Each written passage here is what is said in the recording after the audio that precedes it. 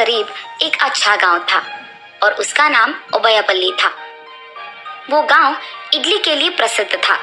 जो भी उस गांव से गुजरता था वो जरूर एक प्लेट इडली तो खा के जाता था। और उन प्रसिद्ध इडली को बनाने वाले थे चंद्रैया और उसकी पत्नी ज्योति। उनका व्यापार अच्छे से चलाते थे और उनका उस गांव में अच्छा नाम भी था।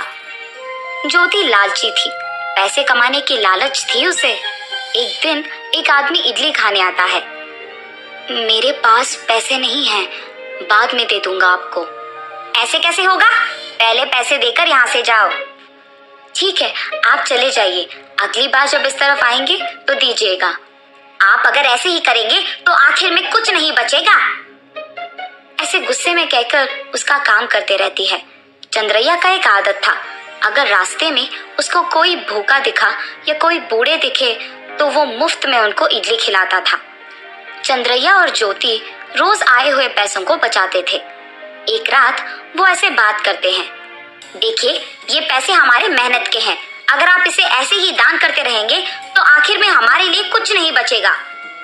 हमारे पास अपने पेट भरने के लिए पैसे तो है ना, और बाकी के बचा भी रहे हैं, तो किस चीज की चिंता है तुम्हें?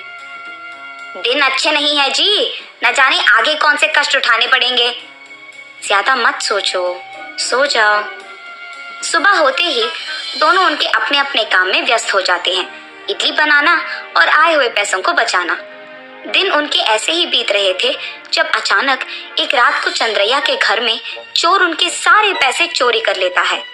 ज्योति सुबह उठती है, वो जरूरत होने के कारण पैसों के पास जाती है, मगर वहां सब कुछ खाली रहता है। बस उसे समझ आता है कि किसी ने सब कुछ चोरी कर लिया। दुखी होकर वो अपने पति के पास जाती है। देखिए ना, हमारी मेहनत के पैसे पूरा चुराए गए। तुम निराश मत हो ज्योति, कोई नहीं, हम फिर से मेहनत करके पैसों को बचाएंगे।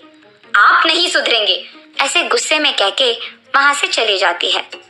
सुबह होते ही वो उनके काम में लग जाते हैं, लेकिन ज्योति उसी बात को लेकर निराश होती है और काम करती है। उस दिन कोई भी उनके दुकान नहीं आते हैं, सिर्फ एक बूढ़ी और भूखी औरत आती है जिसको चंद्रैया खाना देकर बेचता है। हमारा अब तक बोनी भी नहीं हुआ है और आपने इस औरत को मुफ्त में खाना दे दिया।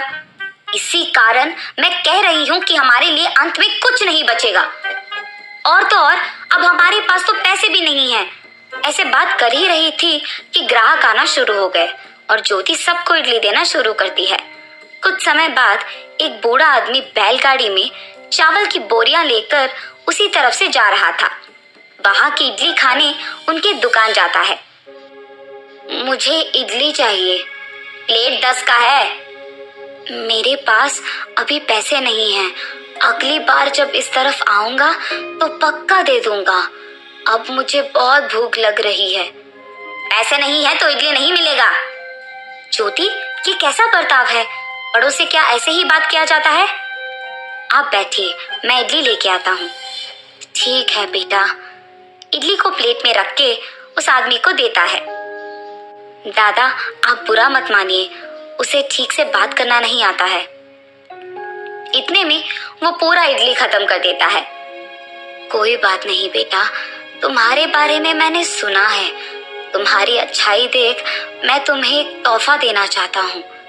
देने के लिए मेरे पास ज्यादा कुछ नहीं होने के कारण मैं तुम्हें ये चावल का एक बोरी दे रहा हूँ। मुश्किलों में इसका इस्तेमाल करना। ये कह के वो आदमी चले जाता है। देखिए, आप ऐसे मुफ्त में सबको खाना दे देंगे तो कुछ नहीं बचेगा। हमारे कष्टों को जानकर भी आपका ऐसा करना मुझे बिल्कुल अच्छा नहीं लग रहा। देखो उस बूढ़े आदमी ने हमें क्या दिया, एक चावल की बोरी, और वो भी मुफ्त में। अगर हम अच्छे हैं तो सभी हमारा अच्छा ही चाहेंगे। ज्योति उस बोरी को देख बहुत खुश होती है। कुछ दिन बाद बारिश का मौसम आता है और इसी कारण उनका व्यापार अच्छा नहीं चलता है।